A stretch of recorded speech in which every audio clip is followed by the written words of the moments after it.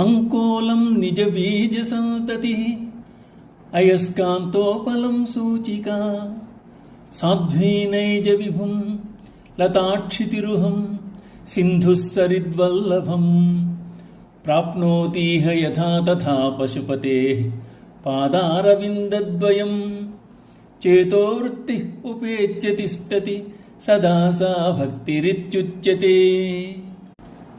ఊదుకు గింజలు పండి కింద పడి తమకు తామే ఆ చెట్టుకు అంటుకుని పోతాయి. ఇనుపసూది తనంత తానే అయస్కాంతమును తొక్కుంటోంది. పతివ్రత అయిన స్త్రీ తన భర్తను అంటిపెట్టుకుని ఉంటుంది. పైకి ప్రాకే లత దానికదే చెట్టును పెనవేసుకుని ఉంటుంది.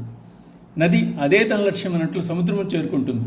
అలాగే చిత్తవృత్తి ఎల్లవేళలా పరమేశ్వరుని పాదపద్మద్వయమును పట్టుకుని ఉండడాన్ని భక్తి అంటారు. తెలుసుకోవాలనే అభిలాష తపన ఉన్నవారికి ప్రపంచంలో భక్తి ఎన్నో విధాలుగా కనిపిస్తుంది.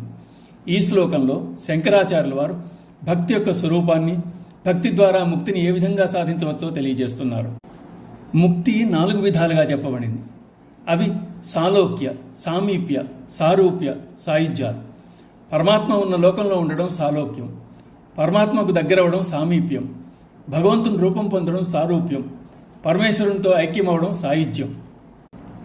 అంకోల బీజాలు అనగా ఊదుగు గింజలు పండి చెట్టు నుండి రాలి కింద పడతాయి.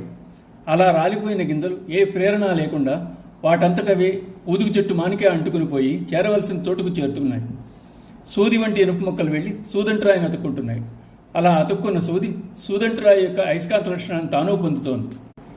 సాధ్వి అయిన స్త్రీ భర్తను అనుసరిస్తూ జీవితాంతము భర్తకు తోడుగా ఉండి సహధర్మచారిణత్వాన్ని నిర్వర్తిస్తోంది. అప్పుడే మొలకెత్తిన తీగ చెట్టును ఆశ్రయించి ఆధారంగా చేసుకుని దాని చుట్టూ అల్లుకుంటూ పైకి పాకుతుంది. చివరకు పుష్పించి దాని ఫలాలను లోకాలకు అందజేస్తోంది. ఎక్కడో కొండల్లో గుట్టల్లో పుట్టిన నదులు ఎన్నో ప్రదేశాల్లో ప్రవహించి చివరికి సముద్రంలో కలిసిపోతాయి. తమ అస్తిత్వాన్ని కూడా కోల్పోయి తీయని నదీ జలాలు కాస్త ఉప్పగా మారిపోతాయి. చివరికి ఆ నదులు సముద్ర జలాలుగానే వ్యవహరించబడతాయి. భక్తి యొక్క లక్ష్యం ముక్తిని పొందడం. పైన ఉదహరించిన విషయాలను భక్తికి జత చేసి అన్వయించుకుంటే ముక్తి లభించే మార్గం తెలియజేస్తుంది. ఊదుకు గింజలు సామీప్య ముక్తికి చిహ్నాలైతే సూది సామీప్య సాలోక్యాలకు నిదర్శనం అవుతోంది. సహధర్మచారిణి అయిన భార్య సామీప్య సాలోక్యాలను ప్రతిబింబిస్తుండగా పాదులో మొలకెత్తిన తీగ సామీప్య ముక్తికి నిదర్శనంగా ఉంది. నదీ జలాలు సముద్రంలో కలిసిపోయినట్లు భక్తి ద్వారా ముక్తిని, తద్వారా భక్తుని అంతిమ లక్ష్యంగా భావిస్తున్న సాయుధ్యాన్ని కూడా పొందవచ్చునని శంకరులు తెలియజేస్తున్నారు. శ్రీ మాత్రే నమః.